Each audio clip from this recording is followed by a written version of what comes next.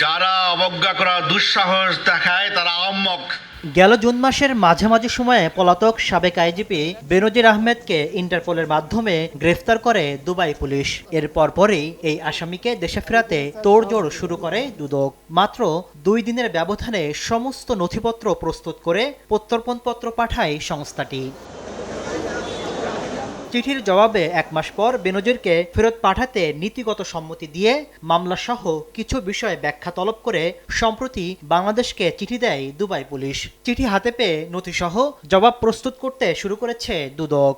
Dubai police Bangladesh সরকারের মাধ্যমে স্বরাষ্ট্র হয়ে দুদকে এসেছে। তো দুদকের মামলার সংশ্লিষ্ট যে বিষয়গুলো জানতে চেয়েছেন দুদকের তদন্ত কর্মকর্তা, সেই বিষয়গুলোই মূলত ক্লিয়ার করে হয়তো 2-1 দিনের মধ্যে আবার পাঠাবেন। ভোগান্তি ভুলে চলে আসুন রিগালে। ওয়ারেন্টি সহ স্টাইলিশ কালেকশন নিয়ে রেডি রিগাল ফার্নিচার। বেনজিরের বিরুদ্ধে পাসপোর্ট জালিয়াতি সহ অঢেল সম্পদ অর্জনের অভিযোগে 6টি মামলা করে দুদক। সাবেক আইজিপি বেনজির আহমেদের বিরুদ্ধে দুর্নীতি দমন কমিশন এ পর্যন্ত 6টা মামলা হয়েছে। 6টা মামলার মধ্যে একটা মামলার চার্জশিট দেওয়া হয়েছে।